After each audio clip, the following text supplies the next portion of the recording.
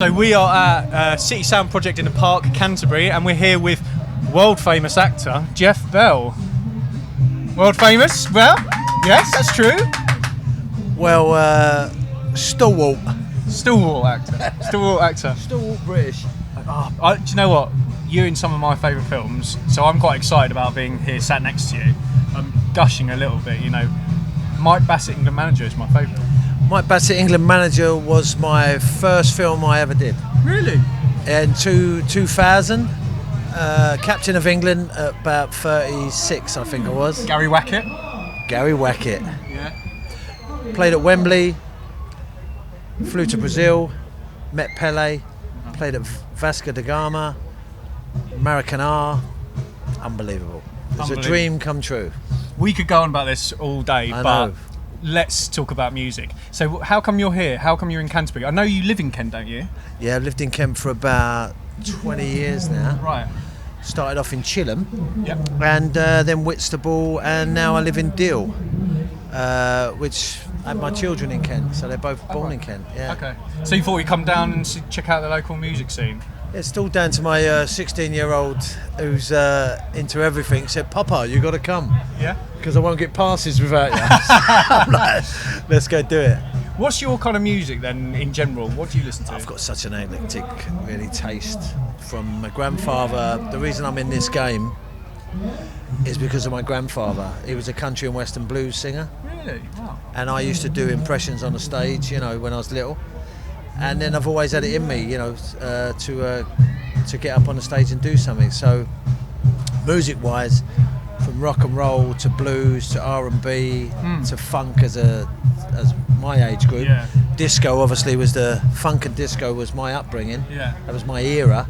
And then obviously the house turned into house, and all the pills. It was like unbelievable. It never returned. No, it won't. It's No. a very disappointing thing. But you know, the greatest rock and roll is for me Led Zeppelin. Never did Top of the Pops. Never released a single.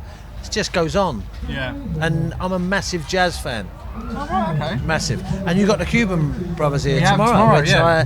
they're like different club. I've got to come back now. I Yeah, know you've got to they're come back here. tomorrow. You've got to come Yeah. back. And, Yeah. Oh, that's amazing. I was going to say, from like your tool scarf and stuff, I was thought, are you sort of a jam, bit moddy? Is that where you were going with it? I've Paul Weller's I won't say he's a friend, but I know I've met Paul a few times through different people, and I love the jam. I was around at the punk scene, and you know, that back in the day, different class, all of that. I think Paul Weller's is the master, isn't he? He is. The master. And you can't beat live music either. It has to be for me.